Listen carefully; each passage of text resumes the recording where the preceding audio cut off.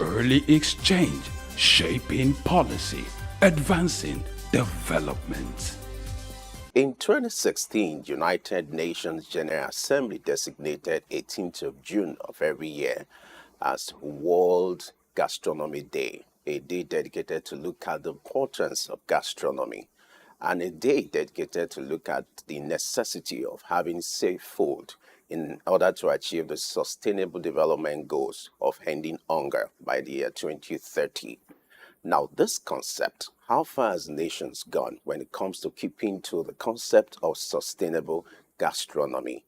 Let's begin our business of shaping policy in this regard by bringing in our guest. We're being joined by Olusola Malomo, who joins us virtually. He's a registered nutritionist. Malomo, glad to have you join us this morning. Now, I would like you to talk to us for our viewers to understand the concept of gastronomy in relation to safe, when it comes to safe cooking and when it comes to selection of the right food. Talk to us. How will this impact the lifestyle as far as Africa is concerned and globally? And on a day like this, why is it so significant to draw attention to the concept of gastronomy? Talk to us. Yes, thank you very much. The concept of gastronomy involves the preparation of food from the farm, the processes of cultivation, transporting the food, then finally to preparation of the food. Now, when you look at it, it has to do with producing our food so that we have a sustainable consumption of energy, preserve the quality of the food, and also present a very attractive food brand. Now, generally, food is not just what you consume for nutrition. There's a cultural aspect of food. There's a nutritional aspect of food. So we are talking about to make our food a brand so that it could be of commercial importance. We have a diverse cultural setup in Nigeria, the Hausa, the Igbos, and all these indigenous food advantages. I'll give an example. We have the ofada rice, we have the amala, which is our indigenous brand in Nigeria. We have the odikaikon, we have the eforiro. It's trying to talk about the influence of culture when it comes to selection of food. You understand that a particular tribe will prepare a certain vegetable, a certain food item in a particular way peculiar to the areas, the influence of culture. While in another tribe, it's going to be spiced up with another recipe, giving another taste. It's trying to talk about the influence of culture. Let me bring the conversation to Blessing. When it comes to food, because it's a necessity, but you can't rule out the influence of culture when it comes to food selection. Like the example I'm trying to make now, there's a particular way the Yoruba people will prepare vegetable. They have a very special way that is so peculiar to them. And when you go to the East, they have another special way of preparing it. So the influence of culture, and then when it comes to travel, the choice of food also influence where to visit. In fact, globally, research has shown that when people need to travel, the first thing they put into consideration is food, where they can get safe and not just food, but a food that is so nutritious. And so this has influenced the decision of people when it comes to global tourism. Talk about food tourism. People make preferences based on places where they know they can have access to safe food and water. It's also part of life because you also understand that the essence of gastronomy is also look at the process of even selecting this food from the source, from the farm. Not just about the cooking, but you look at the processes involved, which starts from sourcing for the food from the farm, to look at the methodology involved in getting these food items. Then you talk about food production itself. And even after the production, it also goes to post-production, where you talk about preservation and also before it's being served to the consumer.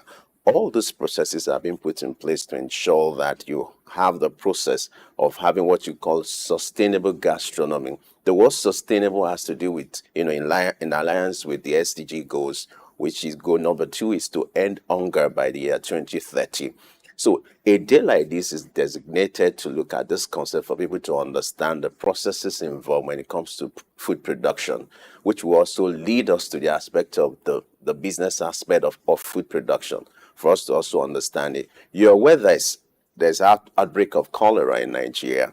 That is attributed to also to because it's also waterborne and it's also foodborne kind of disease. And so it's important on a day like this to draw attention to this concept of gastronomy, which people do not really have proper understanding. But the idea is when you say gastronomy is to look at the concept of selecting and cooking these food items. Yes, it's important that we're talking about this today, and it's important that we have a global day like this where both dietitians, farmers, and everybody can talk about gastronomy.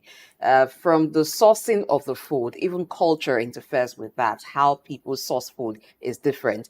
How they after sourcing, how they preserve is also important because different people will preserve food according to the knowledge that they have, according to the practice that they've seen and grown up with. So culture is also a factor in that area. And when we talk about sustainability and we link it up with the second SDG goal, which talks about ending hunger, you find that in the process of even sourcing the food and preparing the food, the method used, preserving and all, sometimes there are wastages. Can these wastages be done with? Can it be reduced?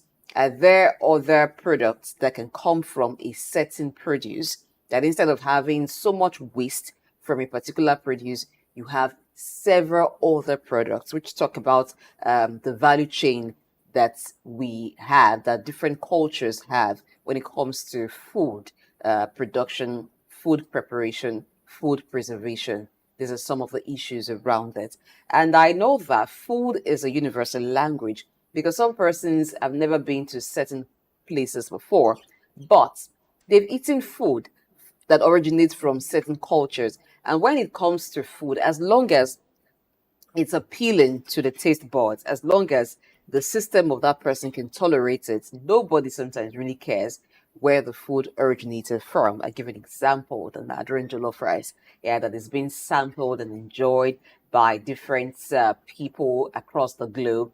I don't think that when Nigerian jollof rice is placed before people of other races, other countries, Don't start the argument okay, or but that. they bother to maybe get into the argument or where does this come from? I don't think I would like Nigerian jollof rice. By the time you have a taste of it, you just want to go on eating. That applies to several other food. In Nigeria here, we have restaurants where you can have intercontinental dishes. And there's some that we've tried, we've liked, and even made our own. There's some that we've changed the way we make it, adding our own spice to it, adding maybe a fusion of some of the other ingredients that can be gotten here. So it's quite large. When it comes to the business side, that's very huge. As of 2023, the gastronomy business, which comprises the food and beverage industry, was over $2 billion. Now, it's projected to increase more than that by the year 2030. And this employs lots of people. If you look at it, many persons who are self-employed are in that industry, particularly the restaurant business. People having a passion for cooking, for making food, now having their own business, and some of them have gone through some professional training and becoming chefs, and they're being paid heavily for this. So it's quite large, and it's spreading just beyond what it is. You go to a restaurant and you having a taste of what they have on their menu, to having festivals where people travel across different countries, just go to a place where a food festival is holding and you get to sample different food, you get to buy food that have been processed in different ways that you can now make in a way that you never imagined. That business is really growing. Talking about, people travel for, to get a feel of what food is all about. Let me give you the statistics provided by the United Nations. 95% of travelers around the world can now be classified as food travelers. So it means as a traveler, you are being classified as, as a food traveler, because if you get to your destination, your priority will be to look for good food. Let me continue. It says, before visiting their destination, 80% of travelers will research food and drink before they go. I don't know if you often do that when you Yes, need to travel. because when you're leaving your comfort zone Yeah. and you're going to a new place, you want to be aware ahead of time what you're going in for, what kind of food, because it's part of what makes the travel interesting. Or if I go to a particular place, what kind of food do they have? And sometimes you want to check with your friends and families. Have you been there? I hear they have this kind of food. And sometimes when they give review, it just whets up your appetite and like, wow, I can't wait to get there. So they have this and they have that. You already, it informs the places you want to visit, and that shapes your trip because you're looking forward to having a taste of certain kinds of food. And when you go to a particular place where they're not known to have great culinary skill, they're not known to have very good food, sometimes that also makes you lose interest, because of course you would eat, but it has gone beyond eating for man right now. It has gone beyond just satisfying hunger to enjoying what you eat. So when you're not going to enjoy the eating, it's like, well, whatever is taking you there from home, you want to prepare or take some things along with you that would help you. But if you know that where you're going to, there's going to be lots of food choices for you to make, they have wonderful cuisines, then that's also motivates you to want to go there. People leave their homes and just travel because they want to have a taste of different kinds of food.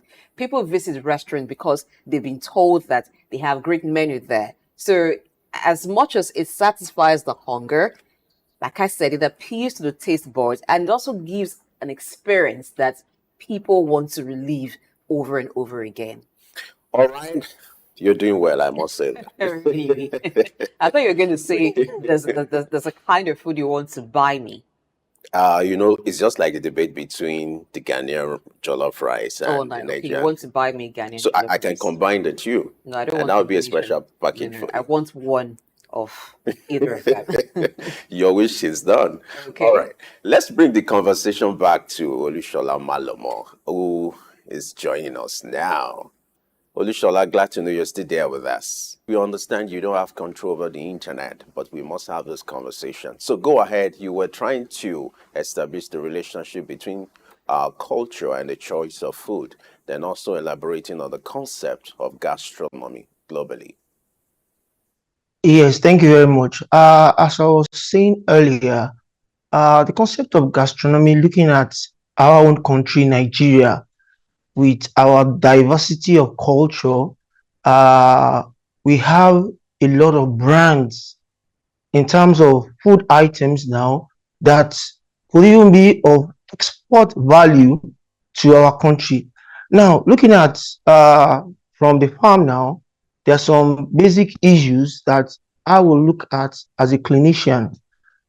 These are issues such as the type of fertilizers used to plant these food items, particularly vegetables. And vegetables, for example, once you purchase your vegetable in the market, you have the choice of either eating it cooked or raw.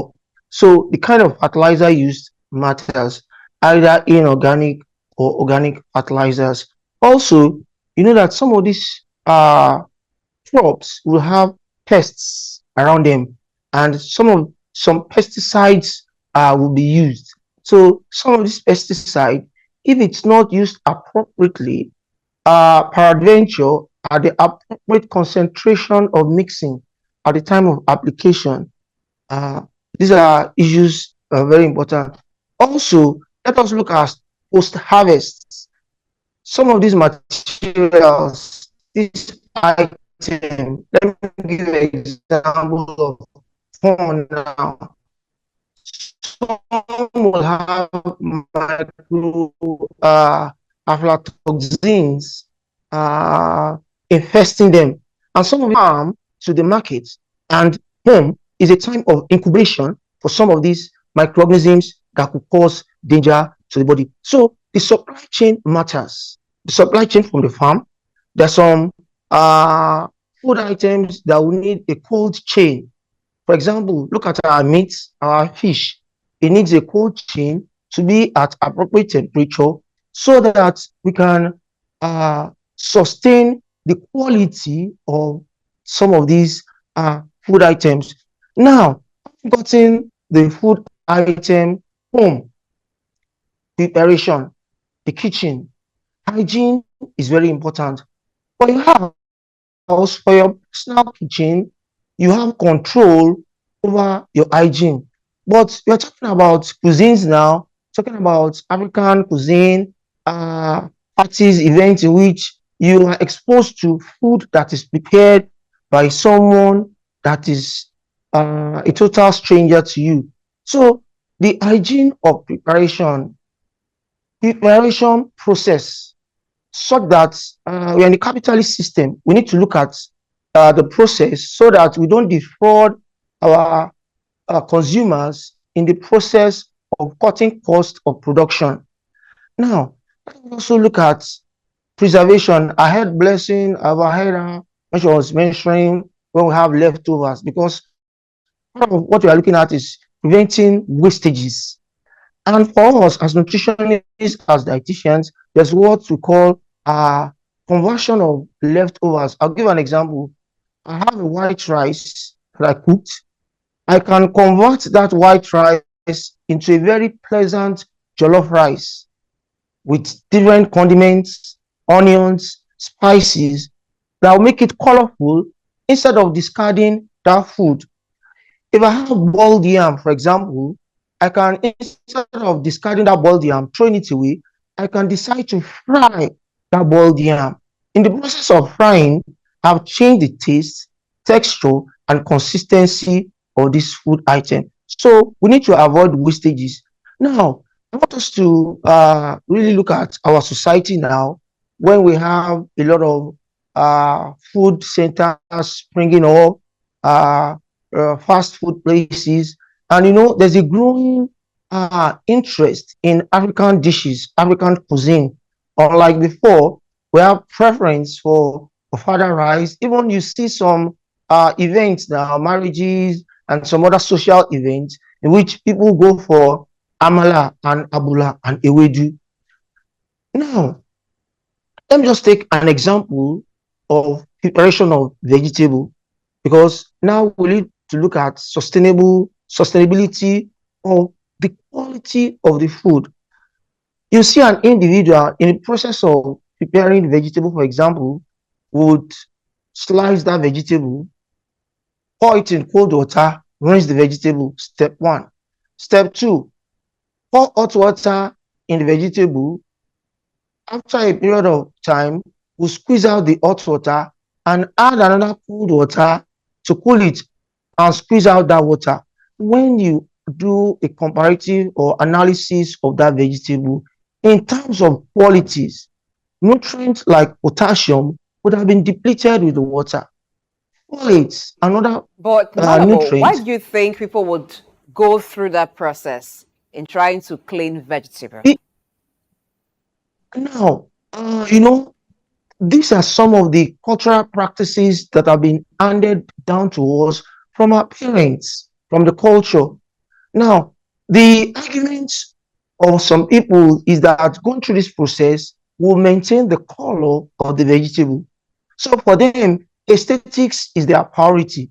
For me as a clinician, quality of nutrient is my priority. So do you see where there's a conflict of interest? But for the consumer, it is both the quality of the nutrient and also the beauty of the presentation of food. So my own recommendation for this little analogy, that before you even cut your vegetable, because slicing it will increase the surface area of the vegetable and the nutrients that will be lost. So wash your vegetable. The moment you wash it, there is no further contact with water. You dice it, and the moment all other components is on the the meat, the pomo, and all that. Then just pour your vegetable into your other, stewed. Then the moment it takes some minutes, then you just bring it down. With that, you see that the color of your vegetable will still be maintained green, and the quality of the vegetable will still be intact. All right. Going back to that, some of the reasons Hello? people do that is because they've seen how the vegetable was kept, maybe at the market, how it was stored before they bought it. So they feel going through that process will eliminate any contamination. You've spoken to it that once you wash and then you can cut, do not cut before you wash. In terms of other food items that we have, some cultures have adopted different kinds of food and they prepare it according to the way they like it, adding other things. Interaction with spices from different culture of certain food. Could you speak to that, how it impacts the nutrient that the food gives and what the food becomes at the end of the day to our bodies? Sorry, please, can you come again? I didn't get the last statement you Okay, made. food is a universal language. All over the world, people take food from one culture, they make it theirs, they eat it. And in making it theirs, sometimes they introduce their own spice, they introduce their own food and add to it to make it something different. So sometimes certain food are not eaten in other cultures exactly the way it is in other places. So this interaction of food from one part of the world with spices from another part and then the blend, how does it impact the quality and the safety of the food at the end of the day? Are there certain spices that cannot interact with some kinds of food? Yes, thank you very much. Culinary is evolving daily, and daily, as culinary experts, you keep advancing, learning, mixing, combining, and recombining. Now, looking at our traditional foods, there are some spices, there's some kind of items that are culturally accepted to go with such a food. I'll give you an example. If a Yoruba woman is preparing amala and ewedu, for that ewedu, you are expecting to have locust beans, which is called iru. Iru will give a flavor to that ewedu soup, and this is an expectation. Now, with cross-cultural mix now, you can peradventure add something like maybe ginger, onions. But the moment you introduce another spice that will derail what is your expectation, then you tend to reconstitute something that is quite different from the expectation. The aroma of the ewedu soup is what someone that have eaten it before will be expecting. It has a peculiar aroma, a greenish color. So, in as much as we are trying to explore, we can still not change totally some of the fundamental aspects or components of the food. I'll give another example. Someone that is okay, we're at an event now, and I'm making a request for a father rice. For my father rice, I know fine is the white high fiber rice. But for the sauce, I'm expecting that the sauce will be fried. We'll still have this iru that I mentioned earlier, which is the locust beans with some other spices. However, the sweet smell of this locust bean is very prominent in this eforiru. So these are registered brands. These are registered recipes which people are already used to culturally. So I said something like, well, these are brands that we can export and really market and will be even source of foreign exchange through tourism for us. So we are preparing the rice and eforiru, and it's quite different from what is expected. Then the consumer would see it as if it's either substandard or an imitation of his or our own expectation. So while use of spices were evolving, but culturally, mind you, we are talking of cultural foods now, cultural diet, local cuisines, which people have grown with from their childhood, and they are still expecting based on the taste, sensory evaluation, and smell.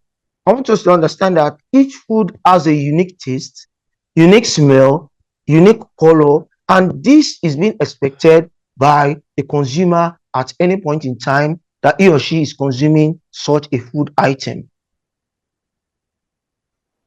All right, one of the objectives of UNESCO on a day like this is to promote safe energy, the transition to safe energy for local restaurants. You're aware that most restaurants here, they make use of coal rather than gas and electricity. And some of them do that because coal is cheaper and you are in an environment where electricity is epileptic. Now, how do we arrive at promoting the use of clean energy in an environment like Africa where the use of electricity is challenging? Talk to us. Yeah, thank you very much. For our cooking method, it's very important for us to consider the hygiene of the workstation. Either it's an individual cooking practice or an industrial cooking practice, either for restaurants. The workstation is very important, and that's why you have regulatory bodies, either the environmental agencies and other agencies that are saddled with the responsibility of ensuring the safety of consumers, periodically go and check or evaluate such places. Now, when you are using firewood or thereabout, that will be done in an open space. And looking at such an environment may not be hygienic in meeting up with the quality standards we are talking about. Now, when you are using open fire, mind you, some of the waste products of the wood in form of charcoal will fly into the air and will definitely drop and get into the food that is being prepared.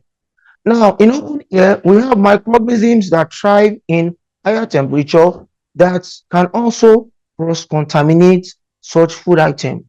So my advice, is for us to plan when you're strategizing as a family, when you look at the cost of some of these bad practices, you will discover that at the long term, we are spending more. Now we are trying to contain or manage cholera outbreak. The cost of medication of cholera, if you factor it into the source of energy in cooking, you discover that it is very, very minimal. But for us, we'll need to continuously sensitize because do someone know the right thing to do if someone else doesn't come and enlighten and sensitize? And that is why I'm giving kudos to Sadiq News for such a platform like this, so that we will educate our consumers at home. It is, for some people, it is sheer ignorance. You know, time we are complacent with the way we are used to doing things. Change is a constant and dynamic thing. And by the time individuals are introduced to change, do you know that there are certain cooking utensils that use charcoal, and it's well packed that you can even have it in your kitchen environment or in a room environment, and you cook, and it's still the same charcoal someone else will put on the wayside, on the roadside, on gutters to prepare food commercially for consumers. So, of sustainability of our energy now, we need to look at condensed natural gas, liquefied natural gas as alternatives. Now, another point I want us to look at is prepare the food we have leftovers, particularly for restaurants, for eateries. How do they prepare food that was not sold, that was not consumed from deterioration or contamination? Some will pack those food, keep in refrigerators, and we are talking of erratic power supply now. The power supply may not be sustainable, and the moment there's a drop in the temperature or storage, we discover that opportunistic microorganisms infect such food. So what is the way to go, way forward? We need to start looking at food preservation method so that we can still have our food intact, our nutrients intact in terms of quality and in terms of hygiene. I'll give an example. For vegetable, you are cooking at an industrial capacity. Don't cook all your vegetable at that moment. You can have some that will be dried. You can have some that will be diced and kept. So the moment that first set is consumed, then you can cook again. But by the time you cook vegetables and you have leftovers and you are warming and you are warming or you are microwaving, you discover that it is at the detriment of consumers. So we really look to look at consumer friendly approach in some of these method of cooking. Mind you, we have perishable foods. Vegetable is a very volatile food item. If it's not kept at the appropriate temperature, even when it has been cooked, we discover that in a short time, microorganisms infest it and it starts bringing unpleasant smell. So we really need to work out. I'm particular about the industrial level now because you see a lot of career people will not have the time of cooking their food. Their breakfast is at the workplace, their lunch is at the workplace. So the only meal they take is their dinner. So a bulk of the nutrients of food they take is sourced outside. And with the preference to locally sourced food now, it's becoming a culture in which you want to feel that, that mama pot, that mama boots. You want to feel that ewedu, that gbegiri, that ofada rice, that efori roll. So we really need to look at the hygiene. Uh, the hygiene of the person preparing food handler stairs. If you are preparing a food for public, you need to have a food handler certification. So my own, I'm throwing it up to our regulatory bodies, environmental health officers. Please, we should not rest on our house. Periodically, we need to go and check and verify because you're a big capitalist, you're a big food center, doesn't give you the immunity or doesn't guarantee. We need peer reviewing. You need a group that will look at the process, that will look at the protocol, that will look at the cooking area, that will look at the workstation, that will look at the environment so that we can ensure the safety of consumers. You see, it's very important. About But there's safety of consumers, away from restaurants, away from homes, let's come to events, parties. And in this part of the world, when you have a party, sometimes it's not everybody that contracts the cooking to maybe a food vendor, a caterer. Sometimes you have relatives, you have friends come around to assist with the cooking. And in such gathering, the protocol sometimes is left to the people on how they want to do things. People are cooking and they're talking over the food, doing things. What do you advise in that kind of situation in terms of having healthy food for those who consume the food at the end of the day? Even the kinds of method that should be employed in preparing the food.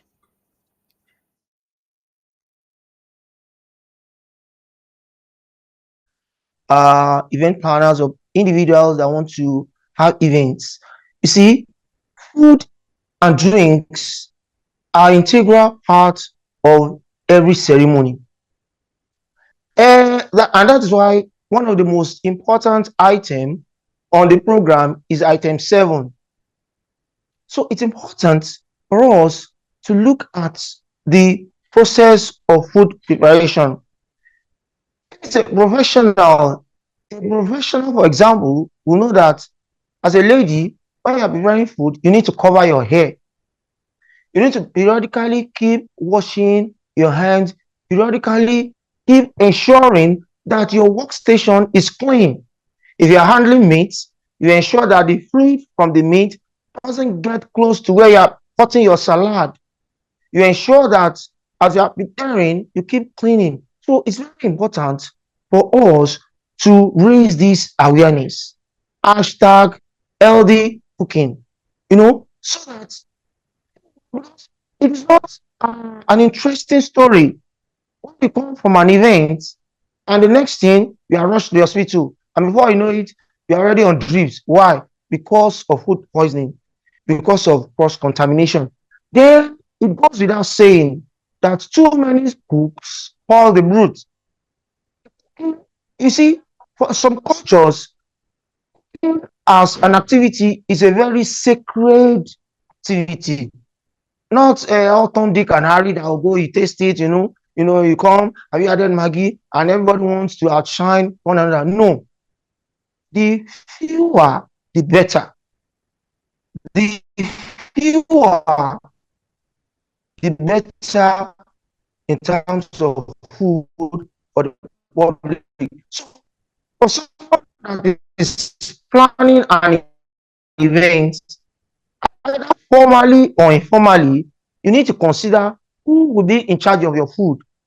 As you're also considering who will be the food, because a lot of guests will be called in transit. Before they get home, they started manifesting signs and symptoms of food poisoning based on contamination, particularly when you have raw food added to cooked food. I'm talking of salad now, salad, coleslaw. So, hand washing is very important.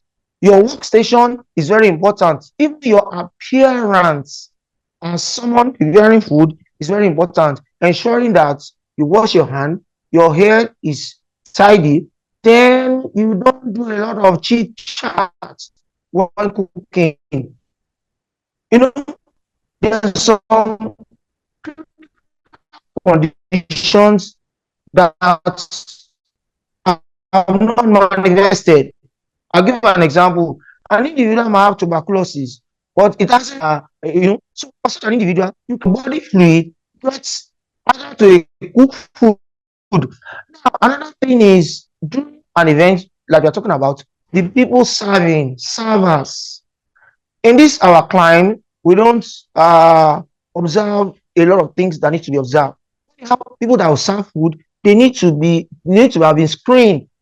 Someone that is having hepatitis B, for example, the fluid in the course of serving, give me a spoon, and he has just cleaned the sweat, and with that sweat, touch the food. A lot of things can be transferred interpersonally if the individual handling your food is not in ideal medical or health status. All right. On this note, we just have to leave the conversation here. Olusola Malomo is a nutritionist. We need to thank you for your time. I understand you're in transit and you just have to create this time to have this conversation with us. We appreciate your dedication and patriotism. Thank you so much for your thoughts on the concept of gastronomy. Yeah, thank you very much for having me.